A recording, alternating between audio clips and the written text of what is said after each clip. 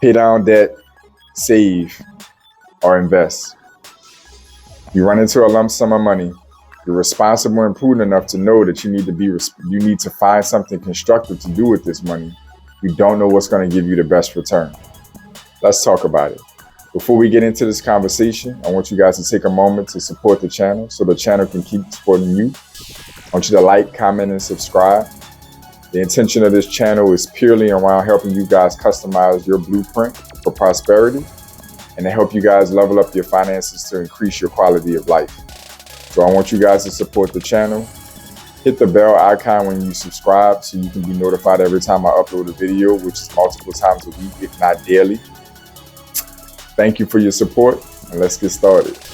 So many of my clients come in with these unique windfalls of cash, and they're trying to figure out what's the most responsible way to use this money. First off, kudos to all of you who take that approach when they get a lump sum of money in their hands. It is very important. Many people come in and they're very honest. They're like, look, I've got 5 figures, 6 figures, inheritance, settlement, you name it.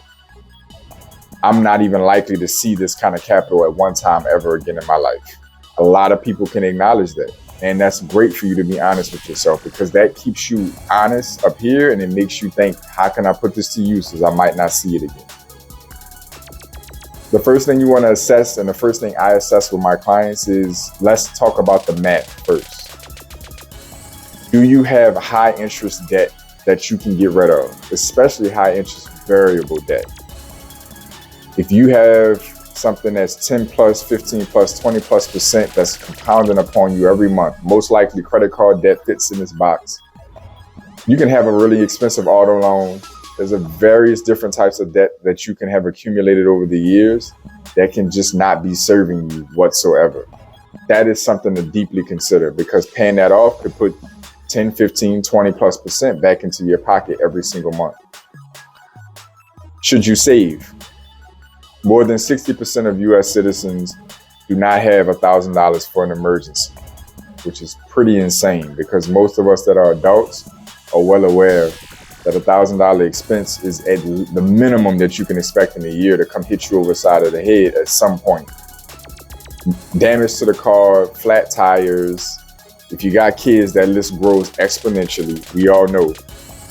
The reality of it is not having adequate savings can be nerve-wracking. And the recommendations for savings for emergencies span from 3 months, 6 months, a year's worth of living expenses. The reality of it is you need to have something put up based on your tolerance. So if you're in that scenario where you don't have much in savings and you have a windfall of capital, this is something else to consider. Should I invest?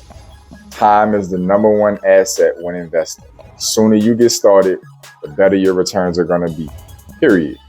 So the reality of it is all 3 of these are pressing matters. How do you discern which one makes the most sense for you? The math, #1, is which one is going to give me the best mathematical return. And it really is, most cases, is going to come down to, is the high interest debt that I have most pertinent? The investment strategies available to me. What kind of return am I going to get versus if I pay off my debts, if you have any debts? Savings. What avenue are you going to take if an emergency comes by and you don't have the capital? Are you going to go out there and get some double-digit or worse percentage loan? Are you going to put it on a credit card you know you can't pay back and be stuck with a variable interest rate that's 20 plus %? It's something to think about.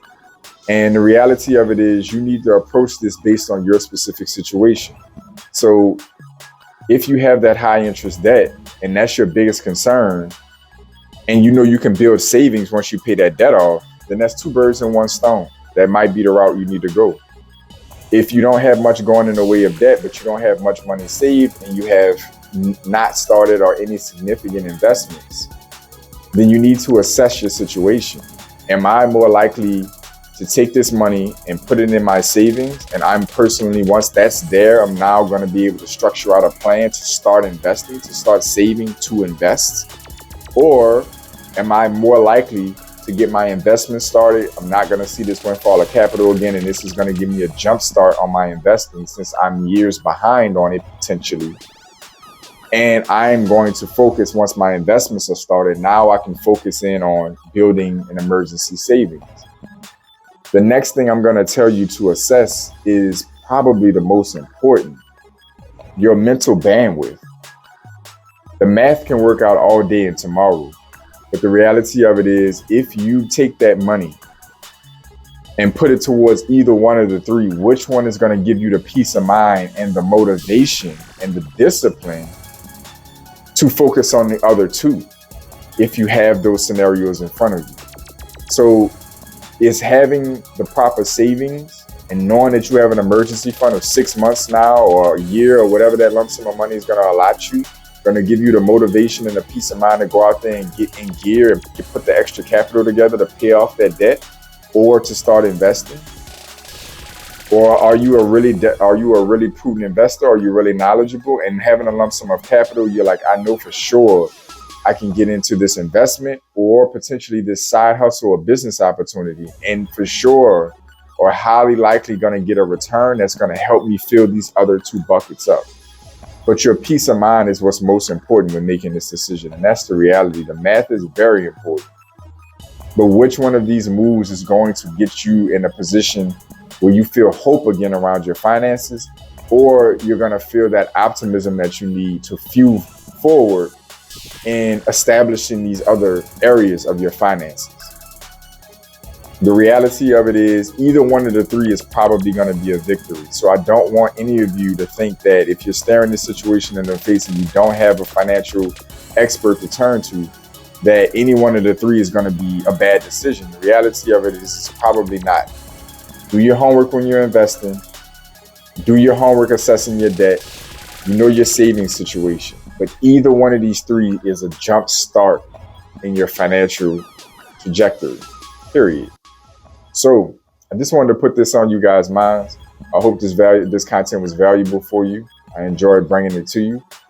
I will be dropping more content around this, getting more in specifics around different ways you can be utilizing capital if you run into windfalls of money. Drop some comments down below if you've been through this situation or you have questions, because this may be something coming down the line for you. I would love to get into more depth and answer your questions. I want you guys to like, comment, subscribe, stay focused, stay in motion. I'll see y'all soon.